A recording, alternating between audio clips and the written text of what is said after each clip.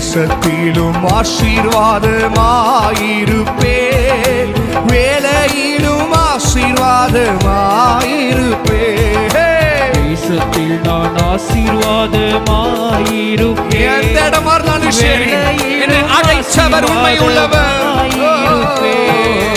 என் வீட்டில் ஆகாரம் குறையில்லையே, என் தேவைகள் ஒன்றும் தடையில்லையே. என் வீட்டில் ஆகாரம் குறையில்லையே, என் தேவைகள் ஒன்றும் தடையில்லையே. எந்த தேவனால், எந்த தேவனால் நிச்சயம் நான் ஆசீர்வாதம் பெற்றுக் கொள்ளுவேன்.